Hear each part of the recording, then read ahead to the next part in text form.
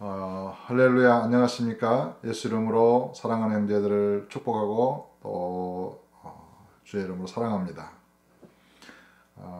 이 시간에는 종교개혁자들이 주장했던 이신칭의와 그런 점진적 성화론의 실패에 대하여 살펴보겠습니다. 종교개혁자들은 믿음으로서만 의롭다함을 얻는다, 구원을 얻는다, 이렇게 주장했습니다. 그리고 그 구원을 얻은 바탕, 칭의의 바탕 위에서 평생 동안 점진적인 성화의 과정을 거치고 육체가 죽을 때 영화롭게 된다, 이렇게 권론을 펼칩니다. 왜 그렇게 주장을 했냐면 중세 카톨릭이 예수를 믿음만으로 의롭다함을 얻는 것이 아니라 그 믿음을 증명할 수 있는 선행이 반드시 있어야 한다, 이렇게 주장했기 때문입니다. 그래서 로만 카톨릭은 면죄부 사건이나 또 인간의 고행을 강조하게 되고, 하지만은 아무리 고행을 하고 아무리 선행을 해도 인간의 마음에 그런 사라지지 않는 불안을 느꼈던 루터나 다른 종교개혁자들은 율법의 행위 없이 예수를 믿음만으로 의롭다함을 얻는다라는 이 위대한 진리를 깨닫게 됩니다. 그래서 종교개혁 초창기에는 카톨릭은 이렇게 말했다고 합니다. 오직 믿음만으로, 예수를 믿음만으로 구원을 얻는다라고 말하는 자들은 저주를 받을 것이다. 그러나 종교개혁자들은 아니다, 오직 믿음만으로 구원을 얻는다. 그것이 이신칭의론입니다. 이 이신칭의론은 인간에게는 어떤 선행이나 어떤 의로움이나 공로가 없어도 오직 은혜로 예수 그리스도의 의가 믿는 사람에게 전가되어서 의의 옷이 입혀지고 법정에서 최종적으로 하나님으로부터 의롭다함을 얻는다, 이렇게 주장하는 것입니다. 그래서 의롭게 되는 것이 아니라 의롭다함을 입는 것이다. 그것이 이신칭입니다. 믿음으로써 믿음에 의하여 의롭다함을 얻는다. 그리고 이제 그 칭의론 위에 구원받은 하나님의 자녀로서 평생에 점진적으로 거룩해져가는 성화의 그런 삶을 살게 되는 것이다. 그리고 육체가 죽을 때 영화롭게 되는 것이다. 이렇게 주장을 했던 것입니다. 왜 이 이신칭의와 점진적 성화론이 한국교회의 실패의 원인이라고 말할 수 있느냐? 어디에서 잘못된 것이냐, 그거에 대해서 이 시간 살펴보고자 하는 것입니다. 모든 종교 개혁주의자들의 신학의 바탕에는 바로 이 이신칭의론과 점진적 성화론이 전제되어 있다고 보면 됩니다. 그런데 이것이 잘못되었다면 얼마나 심각한 문제일까요? 결국에는 그 열매가 잘못되게 나타날 것이고 그 결과가 실패로 드러날 것입니다. 오늘날 저는 이 한국 교회나 전 세계 교회의 신학의 실패, 교회의 실패는 혹은 성도들의 그런 의로운 삶의 실패는 바로 이 잘못된 신학에 있다, 이렇게 말하고 싶은 것입니다. 이제 그 원인에 대해서 구체적으로 말씀드리겠습니다. 중세 로만 카톨릭은 왜 이신칭의, 믿음 외에 그런 인간의 선행을 강조하게 됐을까요? 그것을 가만히 추측해 보면 초창기에는 핍박받는 그리스도인들은 거짓된 신앙이 적었다고 봐야 됩니다. 그런데 로마가 기독교를 국교로 공인한 이후에는 이제 교회 안으로 세상의 물결들이 물밀듯이 들어오게 됩니다. 아무나 쉽게 교회의 일원이 될 수 있었고, 자유를 얻은 교회는 세상의 부와 권력과 그런 결탁하게 됩니다. 세상의 출세의 발판이 되기도 했을 것입니다. 그래서 교회 안에는 진정한 신자도 있었겠지만 거짓된 신자도 많이 이렇게 생성되었을 것으로 보여집니다. 그러므로 교회를 다녀도 세상 사람과 구별되지 않는 삶을 사는 사람들이 늘어가면서 이제 야고보서에서 말씀하신 행함이 없는 믿음은 죽은 것이다. 이 말씀이 강조되게 됩니다. 행함이 없는 믿음은 가짜다. 행함이 없는 믿음은 구원받지 못한다. 행함이 없는 믿음은 죽은 것이다. 그래서 가톨릭은 그 행함을 강조하여 믿음으로만, 예수를 믿음으로만 구원을 얻는 것이 아니라 반드시 선행, 그런 의로운 인간의 행동이 있어야 한다. 이렇게 주장했다고 저는 보는 것입니다. 아마 틀리지 않을 줄로 압니다. 근데 이제 종교개혁자들이 종교개혁을 일으킬 당시에 그 부패한 가톨릭을 보면서 또 루터의 깨달음이나 그런 종교개혁자들의 깨달음 중에 율법의 행위 없이 예수를 믿음만으로 의롭다함을 얻는다. 이 위대한 진리를 깨닫게 됐던 것입니다. 그러니까 가톨릭과 정면으로 충돌하게 되죠. 그래서 가톨릭은 오직 믿음만으로 구원을 얻는다라고 하는 자들은 저주를 받을 것이다. 이렇게 공격하고 종교개혁자들은 아니다. 율법의 행위 없이 오직 예수를 믿음만으로 의롭다함을 얻는다. 이것이 절대적인 진리다. 이렇게 주장했던 것이죠.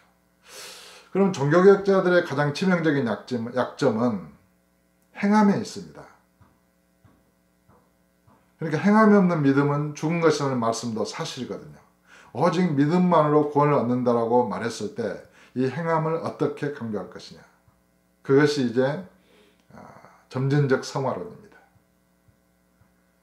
그러니까 구원은 오직 예수를 믿음으로 받지만은 진실로 예수를 믿은 사람들은 필연적으로 점진적으로 성화의 삶을 살게 된다. 이렇게 주장을 펼친 것입니다. 그러면 점진적 성화의 삶이 약간 부족해도 구원 얻는 데는 이상이 없게 됩니다. 필연적으로 칭의와 성화는 동전의 양면과 같이 하나다 이렇게 주장을 하지만은 여전히 성화는 칭의에 뒤따르는 어떤 절대적인 것이 아니라 부차적인 것의 성격을 띠게 됩니다. 아무리 강조해도 말이죠. 만약에 이 행위를 절대적인 것으로 강조하게 되면 성화를 구원에 있어서 완전한 성화에 이르기까지 누구도 구원을 확신할 수 없게 됩니다. 그게 문제가 심각하죠. 그래서 종교개혁자들은 구원은 오직 예수를 믿음으로 완전하게 확실하게 보장을 받고 그 한 번 구원은 영원한 구원이다. 이렇게 주장할 정도로 칭의론의 바탕 위에서 필연적으로 예수를 믿은 사람은 그런 성화의 삶을 살게 되어진다. 이런 정도로 강조를 했던 것입니다. 제가 신학을 다닐 때 조직신학 교수님이 이런 말씀하셨습니다. 우리가 예수를 믿을 때에 의가 주입되는 것이 아니라 의롭다함을 입는 것이다. 굉장히 그걸 강조하셨어요. 그때는 이제 몰랐지만 오랜 세월이 지나고 목회를 하면서 또 이 진리를 깨달으면서 거기에 결정적인 문제가 있구나. 그걸 깨닫게 됐습니다. 신학의 이론들을 보면은 예수를 믿을 때 인간의 죄가 그대로 있는데 죄가 제거되는 것이 아닙니다. 죄가 있다라고 주장을 합니다. 죄가 있는데 그냥 의의 옷으로 덮어 씌우는 것이다. 그것이 의의 증거입니다. 실제로 루터나 종교개혁자들은 죄의 증가도 말했던 것으로 보여집니다. 그러니까 우리가 예수를 믿을 때 예수 그리스도의 의가 증가돼서 우리가 의의 옷을 입지만 우리의 죄는 예수 그리스도에게 증가되어서 우리는 의롭게 된다. 이렇게 주장을 했다면 가톨릭의 그런 의화의 주장과 같게 되었을 것이고 결국 의롭게 된 자는 선행, 행함이 없다면 그거는 거짓된 믿음이기 때문에 거의 가톨릭과 같은 비슷한 구원론의 구조를 가지게 되었을 것으로 보여집니다. 어떻든 종교개혁자들은 예수를 믿고 의롭다함을 얻을 때에 그 내면의 죄가 완전하게 제거된다라고 주장하지 못했습니다. 아무도 그런 사람이 없었으니까요. 누가 예수를 믿을 때에 자기 자신 내면에서 죄가 완전하게 제거돼서 정말 거룩한 의의 삶을 사는 사람이 누가 있었겠습니까? 그러니까 인간적으로 볼 때 그것은 대단히 합리적인 것이고 완전한 진리인 것처럼 보여졌을 것입니다. 근데 거기에 치명적인 결함이 있습니다. 예수를 믿을 때에 우리는 보혈의 능력을 기본적으로 믿습니다.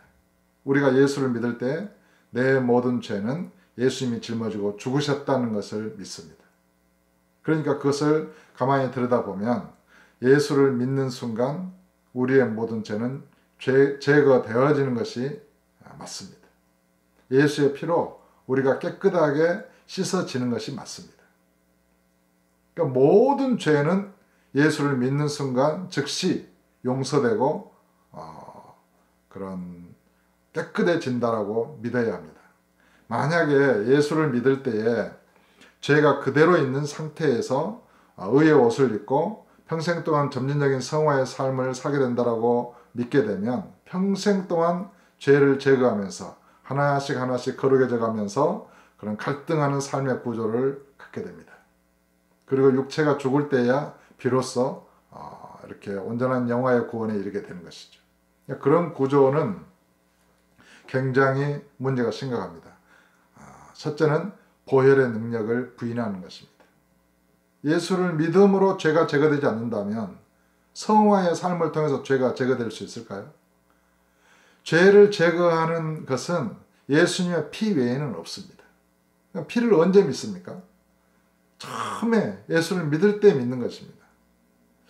종교학자는 좀 더 희한한 논리를 이렇게 말했습니다. 거듭남은 사람이 태어나는 것을 보면 어린아이를 태어날 때 완전히 부모의 은혜에 의해서 태어나잖아요. 자기 자신의 의지는 없이.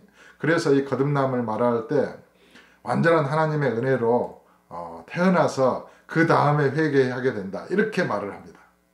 그런 주장을 했습니다. 믿음이 먼저고 또 다음에 깊은 회개가 따른다. 얼핏 보면은 그것이 맞는 것 같아요. 그러나 이 거듭나지 않은 상황에서 육체의 인간은 하나님의 형상과 모양대로 창조되었고 하나님의 형상과 모양대로 창조된 인간은 그 인격을 갖고 있습니다. 그래서 죄로 오염되고 마귀와 같이 타락했지만 하나님의 성령이 임하시면서 복음이 들려지면 그 내면에서 자기가 죽을 죄인이다. 내가 하나님의 심판 아래에 있구나. 그런 것을 깨달을 정도의 인격이 있다라고 보는 것이 합당합니다. 그것이 하나님의 형상과 모양대로 지어졌다는 본질일 것입니다. 그러니까 타락했을 때는 그것이 눈과 귀가 어두워져 있지만은 성령이 임하시면서 거듭나지 않은 상황이에요, 지금. 성령이 임하시면서 그 사람의 마음에 생각에 그런 자기 자신의 처지에 대해서, 죄에 대해서, 또 죽을 운명에 대해서, 하나님의 심판에 대해서 들을 때에, 또 예수의 죽음과 부활을 들을 때에 그 마음에 구원을 소망하게 할 수 있고 또 죄를 깨닫고 인정할 수 있게 되고 또 주님을 믿고자 하는 그런 마음을, 기본적인 마음을 가질 수 있게 된다는 것입니다. 그것이 이제 전적으로 회개라고 표현할 수 있습니다. 그러니까 회개하고 예수 그리스도를 믿는 것이 올바른 순서입니다. 진정으로 내가 죽을 죄인 것을 깨닫고 내 마음에 예수 그리스도를 구주로 영접하고 믿을 때에 비로소 육체의 마음밭에 예수 그리스도의 생명의 말씀의 씨가 심어지기 때문입니다.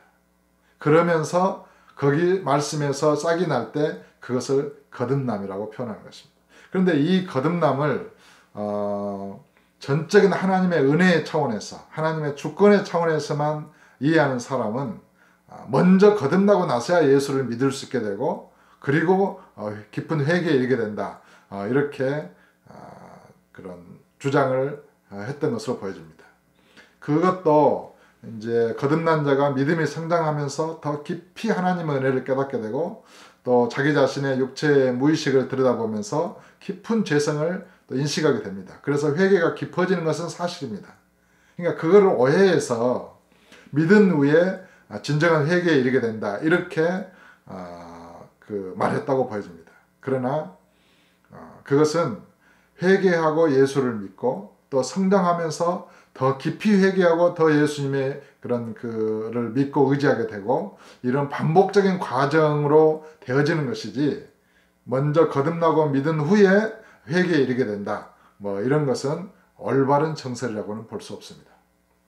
어떻든 우리가 믿음으로 의롭다함을 얻을 때에 죄가 제거된다는 것을 믿지 못한다면 예수님의 피의 효력, 보혈의 능력을 부인하게 된다는 것입니다.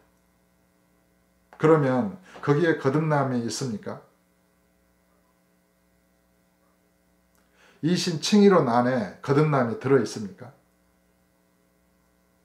그러니까 사람들은 거듭나도 죄가 있다 이렇게 표현을 하는 것을 들었습니다. 그거는 거듭남의 의미를 모르는 것이죠. 거듭남이 무엇입니까? 물과 성령으로 나는 것이잖아요. 성령님에게 죄가 있습니까? 물, 진리, 하나님의 은혜에 죄가 있습니까? 성령으로부터 난 자가 죄가 있단 말입니까? 이 거듭남의 본질을 알지 못하기 때문에 말씀의 씨로 태어난 나와 아담으로부터 태어난 옛사람을 구분하지 못하게 되면 이제 이런 혼돈에 빠지게 됩니다. 그래서 많은 학자들은 도저히 설명할 수 없었던 것입니다. 아무리 예수를 믿어도 육체적인 나, 옛사람 안에서 죄가 단번에 제거되어지는 것은 아니거든요. 그러니까 거듭나도 죄가 있다. 왜냐하면 거듭나지 않으면 천국에 못 가고 결국은 예수를 믿는 사람이 아니잖아요. 그러니까 예수를 믿는 그들로서는 거듭났다고 주장을 해야 돼요. 하지만 죄가 완전하게 제거된 건 아니에요. 그러므로 그들은 죄가 있지만은 예수를 믿음으로 의롭다함을 얻고 이 칭의론이 완전한 구원을 설명한다. 그리고 점진적 성화론으로 그것을 커버할 수 있다. 이렇게 주장했다고 보여집니다. 하지만 예수를 믿을 때에 물과 성령으로 거듭난 나에게 죄가 있다? 그건 거짓말입니다. 우리가 예수를 믿을 때에 육체의 그런 아담의 옛사람으로서의 나는 어떤 거대한 우주와 같이 어떤 그런 이 육체 안에 내면에 죽은 채로 있을 수 있습니다. 그러나 그 마음밭에 예수님의 부활의 생명의 말씀으로 떨어져 싹이 난 거듭난 나는 새로운 나는 처음부터 거룩한 나인 것입니다. 완전한 나인 것입니다. 완전한 하나님의 자녀의 권세를 가졌습니다. 영접하는 자 곧 그 이름을 믿는 자들에게는 하나님의 자녀가 되는 권세를 주셨으니 이는 혈통으로나 육정으로나 사람의 뜻으로 나지 아니하고 오직 하나님께로부터 난 자들이니라. 하나님께로부터 난 자들이니라. 이 의미를 몰랐던 것이죠. 진리의 말씀으로 우리를 낳으셨느니라. 말씀의 씨로. 그러니까 거룩하시고 전능하신 하나님으로부터 난 자는 거룩한 자입니다. 그러니까 이 옛사람과 거듭난 나의 어떤 정체성의 혼란, 육체의 마음밭으로서의 나, 아담으로부터 태어난 나와 그 내 안에 새롭게 태어난 나를 구분하지 못했던 것이죠. 이것을 이해하기 위해서는 이제 율법과 거듭남에 대한 진리가 여러 편이 이제 이렇게 동영상에 게재되어 있는데 그거를 들으시고 난 이후에야 저의 말을 더 잘 이해하실 수 있으리라 생각되어집니다. 그래서 이 종교개혁 이신 칭의론은 십자가의 보혈의 능력을 부인하기 때문에 거기에는 진정한 구원이 없게 됩니다. 거듭남이 없어요.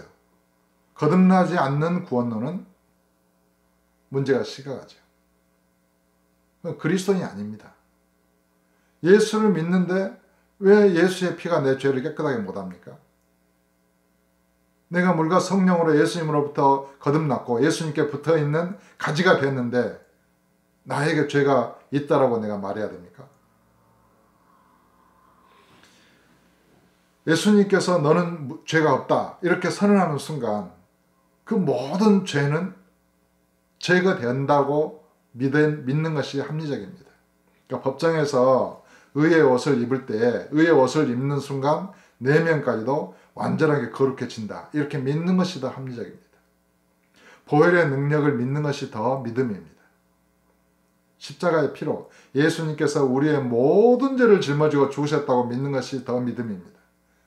비록 그 믿음이 부족해서 죄가 나타나고 죄악의 행실을 가질지라도 우리의 믿음의 목표는 예수님께서 나의 모든 죄를 짊어지고 죽으셨기 때문에 나는 무죄다. 나는 용서받았다.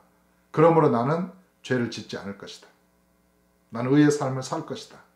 이렇게 끝없이 주장하고 그거를 목표로 삼고 믿는 것이 더 합리적이라는 것입니다.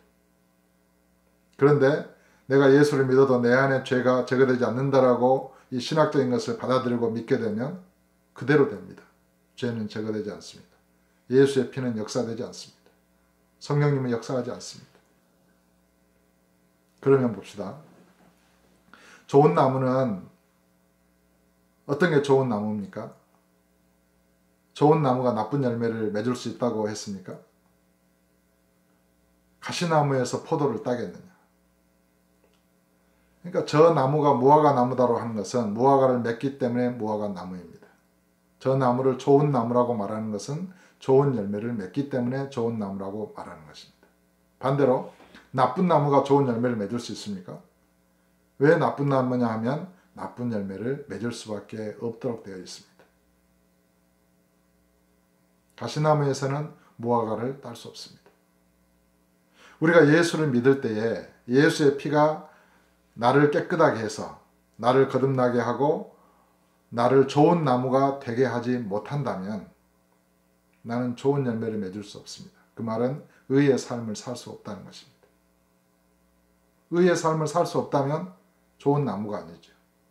좋은 나무가 아니면 의의 삶을 살 수 없습니다. 그러므로 필연적으로 예수를 믿을 때에 진정으로 거듭난 사람은 좋은 나무가 되어야 맞습니다. 그래야 좋은 열매를 맺을 수 있다는 말입니다. 그러니까 예수님께서 아름다운 열매를 맺지 아니하는 나무마다 찍혀 불에 던져지리라. 거짓 선지자의 특징이 뭡니까? 말은 옳아요. 그 사람이 이렇게 하는 것은 옳은 것 같아요. 그런데 그 행실, 열매로 그들을 알리라 그랬잖아요. 속에는 노략질하는 일이라. 거짓 선지자를 어떻게 주님께서 구분한다고 말씀하셨습니까? 열매로 그들을 알리라. 결국에는 이 신치기로는 거짓 선지자들을 양산해 냈다고 봐야 됩니다. 내면은 죄가 있어요. 죄가 되지 않아요. 그러나 의의 옷을 입었다고 주장을 하는 거예요. 그 어떻게 내면이 죄가 가득하고 의의 옷을 입은 자가 어떻게 좋은 열매를 맺을 수 있겠습니까? 그건 위선자입니다. 위선자가 되고 마는 것입니다. 아무리 예수를 오랫동안 믿어도 안 됩니다. 여러분 속에서 되었습니까? 저는 위선자가 되지 않게 해달라고 참 기도를 많이 했더랬습니다.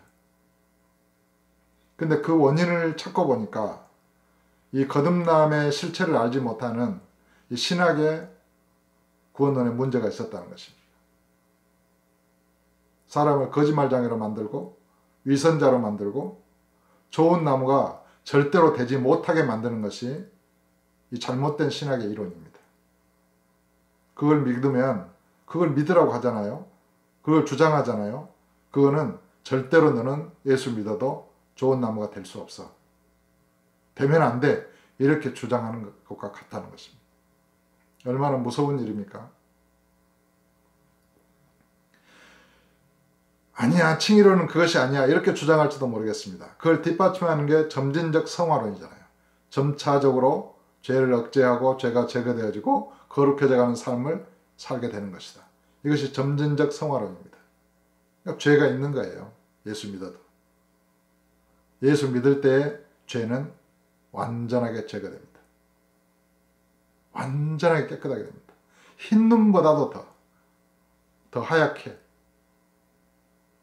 모든 죄를 주님께서 짊어지고 죽으셨기 때문에 진실로 자기가 죽을 죄인인 것을 알고 자기의 모든 죄를 회개하고 예수를 믿은 사람에게는 모든 죄가 용서됐다고 선언됩니다.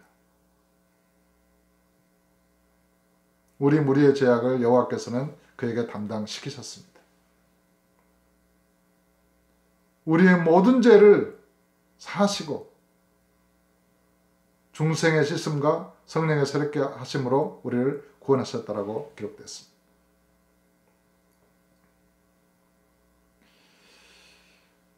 예수를 믿을 때에 어떻게 이렇게 우리의 모든 죄를 다 씻으셨고 나는 거룩하다 이렇게 주장할 수 있는가? 내가 이제 예수를 처음 믿어서 어린아이로 태어났다 합시다. 자, 그 나는 이 육체의 겉사람 또 혹은 아직 제거되지 않은 죽은 옛사람 안에 이제 어린아이로 다시 태어난 납니다. 그러니까 육체로서의 아담과 하와로부터 태어난 타락했던 나, 허물과 죄로 주의 십자가의 죽음으로 죽었잖아요. 그 육체로서의 내 안에 새로운 내가 태어난 것입니다. 이 두 개의 나 중에 새로 태어난 나를 나로 규정하면은 그렇게 주장할 수 있습니다. 새로 태어난 나에게는 죄가 없습니다. 없어야 맞습니다. 완전하게 거듭났나요? 모든 죄에서 용서받았나요? 예수님과 연합됐나요? 주 아파야 한 영이요? 예수 그리스도로 새 사람으로 옷 입혀졌나요? 하나님의 자녀가 되는 권세를 가진 자요? 예수님의 생명으로 태어났나요? 창세전에 그리스도 안에서 예정됐나요? 하나님의 아들입니다. 좋은 나무입니다. 그 내가 이 전체 육체 안에서 성장해 가는 것입니다.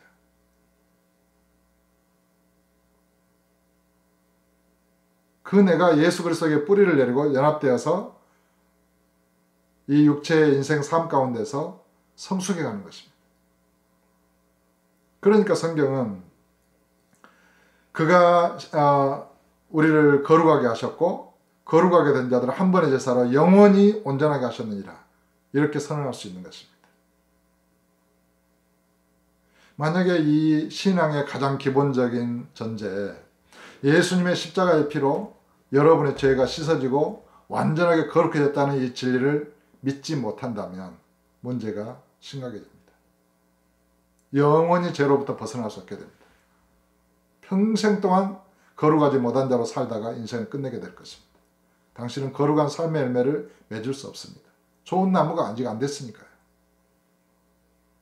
그러나 이 옛사람의 나와 거듭난 나를 구분해서 새로 태어난 나, 물과 성령의 성령으로 난 나, 하나님으로부터 난 새로운 나를 나로 규정한다면 그 나에게는 죄가 없고 성령으로 충만하고 성령으로 난 영이고 하나님의 아들이고 예수 그리스도로 옷 입은 진정한 그리스도인 좋은 나무라고 선언할 수 있는 것입니다.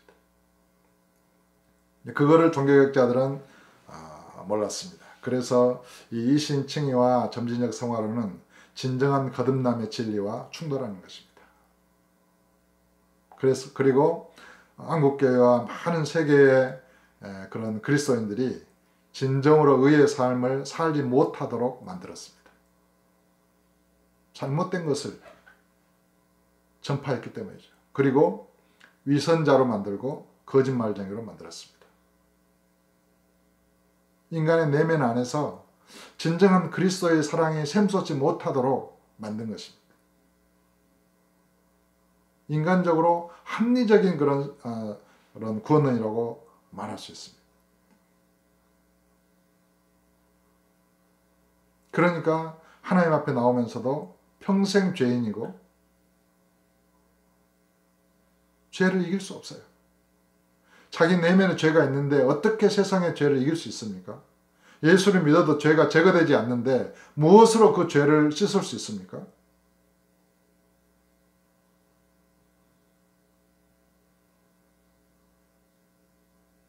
그러므로 예수를 믿을 때 의롭다함을 얻을 뿐만 아니라 의롭게 된다라고 주장을 해야 됩니다. 그걸 믿으라고 해야 됩니다. 예수를 믿으면 새로 거듭난 나는 의로운 자인 것입니다. 그래서 성경은 죄를 알지도 못하신 이를 죄로 삼으신 것은 우리로 하여금 그리스도 안에서 하나님의 의가 되게 하려 하심이라. 이렇게 기록됐습니다. 우리가 하나님의 의인 것입니다. 하나님의 의. 우리 자신이 하나님의 의 자체라는 것입니다. 하나님이 얼마만큼 의롭습니까? 하나님은 빛이십니다. 그래서 주님께서도 너희가 빛이 있을 동안에 빛을 믿으라. 그리하면 빛의 아들이 되리라 그랬습니다. 빛의 아들에게 죄가 있습니까? 어둠이 있을 수 있습니까? 빛 자체입니다. 빛의 아들은. 거룩한 하나님의 아들에게 죄가 있습니까? 하나님의 신성으로 충만합니다.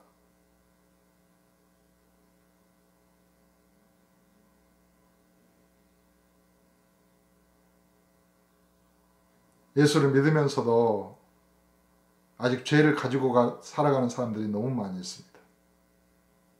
그거는 옛사람이 예수와 함께 십자가에 못 박힌 것을 믿지 못하고 물과 성령으로 거듭난 새로운 자기를 모르기 때문에 그 두 개의 나의 혼돈 가운데서 헤매고 있는 것입니다. 아무쪼록 이 거듭남의 진리를 잘 깨달으시고 이신칭과 점진적 성화를 버리십시오. 그리고 점진적 성장을 믿으십시오. 진정으로 거듭난 자는 날마다 새롭게 성장하도록 되어 있습니다. 겉사람은 후패하나 속은 날로도 새롭도다. 하나님으로부터 예수 그리스도로부터 성령을 통하여 끊임없이 그 생명이 흐르기 때문에 예수님께 붙어있는 가지는 꼭 새로운 꽃을 피고 새로운 싹을 내고 꽃을 피고 열매를 맺게 되어 있는 것입니다. 의의 열매를 맺게 되어 있는 것입니다. 인간의 어떤 노력만이 아니라 거듭난 자도 인격이 있기 때문에 힘쓰고 애써 기도해야 되죠. 그런데 예수님으로부터 흐르는 복음의 능력, 성령의 전능하신 능력을 힘입기 때문에 넉넉히 세상을 이길 수 있게 되고 세상과 죄와 마귀를 이길 수 있게 되고 의의 열매를 맺을 수 있게 되는 것입니다. 우리가 세상을 이길 수 없고 죄를 이길 수 없다면 그리스도인이 아니죠. 죄의 노예라는 말이잖아요. 우리는 죄로부터 해방되고 하나님께 의의 종이 됐다 이렇게 선언하는데 죄를 이길 수 없다 이렇게 말하는 것은 잘못된 것이죠. 어떻게 세상을 창조하신 그리스도와 연합되어 그리스도께서 그 안에 거하시고 예수님 안에 산다고 하는 자가 세상과 죄와 마귀에게 굴복할 수 있겠습니까? 그건 불가능한 것입니다.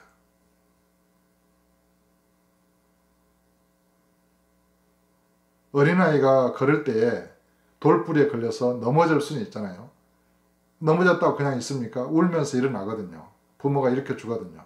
그리고 성장하면 돌에 넘어지지 않습니다. 예수를 믿어서 거듭난 어린아이가 마귀에게 잠깐 속을 수는 있고 육체의 옛날의 습관에 다시 이렇게 유혹을 받아서 넘어질 수는 있다고 봅니다. 하지만 본질적으로 죄의 노예는 아닙니다. 죄가 있어서 넘어지는 것이 아닙니다. 어린아이이기 때문에 넘어지는 것이죠. 그래서 그런 성장하는 것입니다. 처음부터 완전한 인격의 그런 생명의 능력을 그 안에 가지고 있습니다. 그리스도의 장성한 분량에 이룰 수 있는 그 내면의 능력을 다 가지고 있습니다. 성령 안에서 날마다 성장하고 마침내 흉악한 마귀를 이기고 세상을 그리스도와 함께 다스릴 수 있는 주의 용사로 왕같은 제사장으로 성장해 가는 것입니다. 아무쪼록 이 진리를 잘 깨달으시고 저의 영상이 조금이라도 도움이 되었다면 반복해서 들어주시고 또 구독해 주시고 또 여러분이 사랑하는 형제들에게 널리 알려주시기를 주의 이름으로 부탁드립니다. 이렇게 제가 이 영상을 올리는 것은 제 지식을 자랑하는 것이 아니라 제가 받은 은혜가 너무 크기 때문에 내가 그렇게 고통의 세월을 보내면서 그렇게 죄와 싸우면서 수없이 실패하고 넘어지면서 왜 안 될까? 어디에서 잘못된 것일까? 분명히 올바른 신앙은 이게 아닌데 그러면서 여기까지 와서 은혜를 받고 보니 저와 여러분 모두에게 저는 빚진 자로 있습니다. 여러분보다 낫다는 게 아닙니다. 제가 하나님께서 저에게 은혜로 이것을 깨닫게 하셨습니다. 의 은혜를 나누고 싶은 것입니다. 댓글도 달아주시고 또 한국교회를 사랑해서 같은 마음으로 고통하며 기도할 수 있으면 좋겠습니다. 또 저를 사랑해서 후원해 주시고 기도해 주셨던 많은 분들, 혹시 이 영상을 보게 된다면 이 영상으로 여러분들이 수고한 것에 대한 선물로 드리고 싶습니다. 여러분들이 저를 위해서 기도하고 저의 정말 부족하고 허물 많은 저를 위해서 기도해 주고 사랑했기 때문에 오늘날 제가 이런 은혜를 받게 된 것입니다. 그 은혜에 대한 보답으로 저는 이 영상을 올리고 있는 것입니다.